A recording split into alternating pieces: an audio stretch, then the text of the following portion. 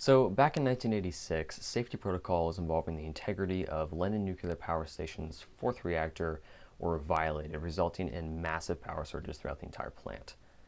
Radioactive materials flooded the plant and everything in the vicinity, while the fallout actually stretched as far as Sweden. When the USSR finally announced the tragedy of Chernobyl, 28 people were already killed and over 100 people were severely injured. The United Nations Scientific Committee on the Effects of Atomic Radiation even reported that 6,000 children had developed thyroid cancer as a result of radioactive exposure.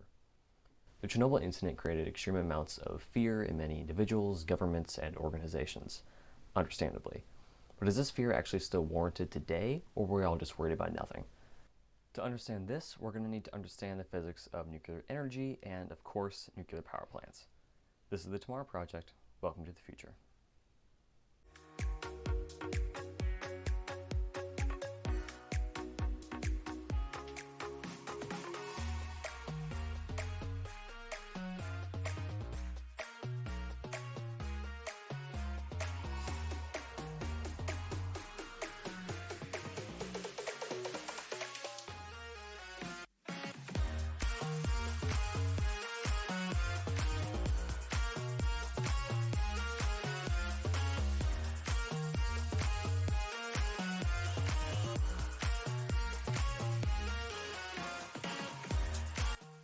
I'm sure we're all familiar with atoms. You know, those little things that make up bigger things.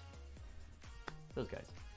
But in case you're still new to this or stupid, let's get a quick refresher on a couple of things, as well as another animation, because they're cool, I think. I think they're fun to make. I don't know if you like them, but, I mean, I don't really care, so. I do care, actually. I care a lot.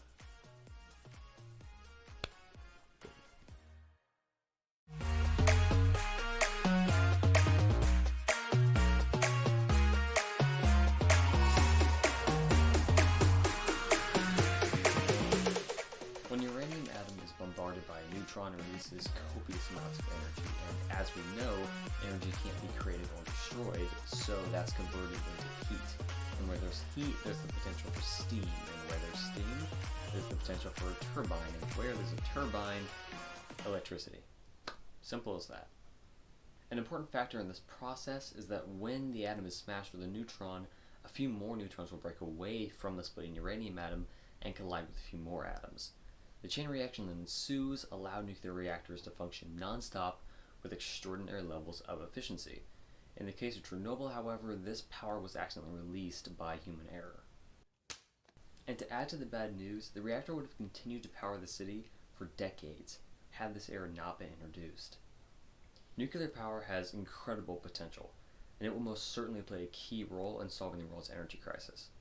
Nevertheless, we have to consider the negative effects of all technologies, especially ones of the past like Chernobyl.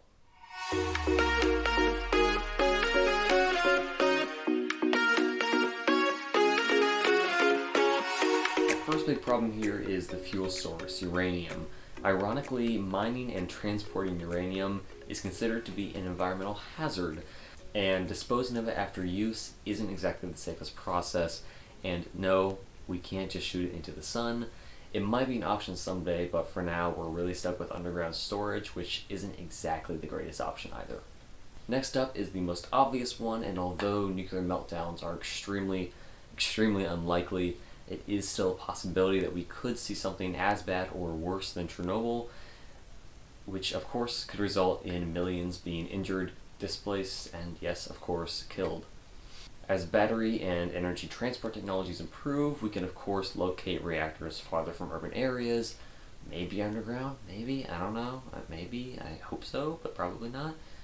But where we stand right now, it's not an option and it could be a long time. As it stands, nuclear technology is extremely costly in a couple of ways. Even putting aside the high cost of construction itself, the amount of money spent to maintain and monitor the facility used to store nuclear waste is astronomical. And again, maybe we'll find a better solution to this someday, but for now, we're stuck with these costs. Lastly, uranium is a finite resource. If we really want a renewable, clean resource in nuclear technology, we're going to need to start mining the rest of the solar system, which obviously is a whole nother challenge in and of itself. All that said, nuclear technology is still a very promising thing. Yeah. So, let's take a look at some of its more positive aspects and make these lights a little bit prettier than that red. I don't know. What do you want? Green? We can do. I guess green works. Let's do green. We'll do green. I like green. That'll work. Green it is.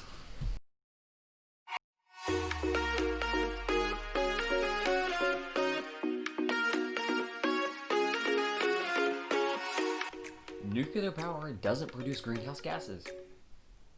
That's those are the pros for you, right? Yeah. Enough said. I'm done. Okay, but no, actually. A few moments later. What? You didn't think I was gonna shoot this whole thing in just one day, did you? That's not fair. You can't expect this of me. That's not okay, right? Your expectations need to come down. Plus, who wants to shoot a whole video with one camera angle? Like come on. Now you get a TIE fighter that you can see the whole time. That's cool. That's cool. Don't lie to me. Much of the industrial sector requires high-quality steam to produce products like refined oil and district heating. And since steam is nuclear's most abundant byproduct, there is great potential for symbiosis between the industrial and environmental sectors. Considering that the industrial sector actually accounted for 22% of the US carbon emissions in 2017, according to the EPA, it's easy to understand the importance of nuclear energy in that situation. At the current rate of consumption, it's expected that Earth's supply of uranium will last for another 70 to 80 years. That doesn't sound like much, but that's plenty of time for us to go and mine elsewhere in the solar system. And for comparison, oil and other natural gases are only expected to last another 50 years or so, and good luck finding dino juice on Pluto. Nuclear power is by far the most efficient means of energy production. Because uranium has such a high energy density, more so than most other fuel sources, nuclear power is a far more feasible option when it comes to consistently generating massive amounts of power. The energy that is released during nuclear fission is approximately 10 million times greater than what is produced by burning fossil fuels. Again, that's a substantial difference. If anything in the tech business is guaranteed, it's that innovation never stops, and that technologies like nuclear are improving every single day. So let's take a look at who's been working on nuclear and the progress they've made.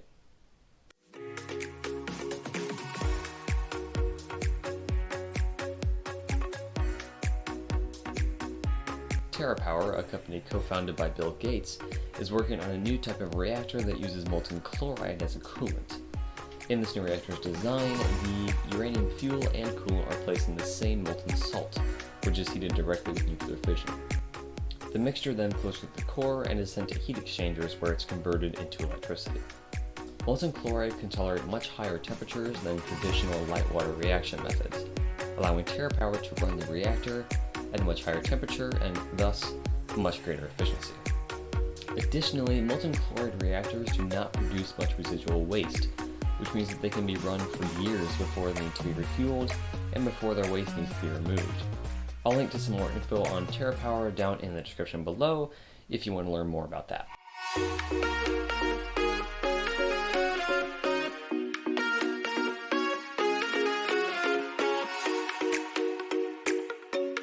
Nuclear power comes with its fair share of risks and annoyances, but it still plays a key role in the race towards a sustainable future.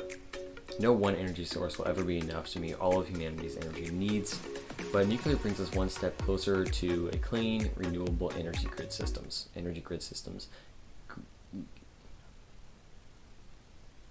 You know what I mean. The future grows brighter with every technological advancement, and nuclear is definitely no exception to this. With so many amazing companies like Terrapower focusing on this, nuclear is going to get more practical and feasible by the year, and that is truly exciting. Alright, that's it. Thank you guys so much for watching. As usual, drop a like if you think we did a good job, and subscribe if you would be so kind. You can find all of our sources down in the video description, and you can also check out the article version of this video over on our website, link in the description as well, if you prefer reading to sitting back and relaxing while we do all the work for you. Again, link below for that. So until next time, remember the best way to predict the future is to create it, and I will see you guys in the next one. And I have to do the thing, but it's going to look different this time because this is long, and I don't know if it's going to look cool or not. So I'm going to commit and see what happens. Bye-bye.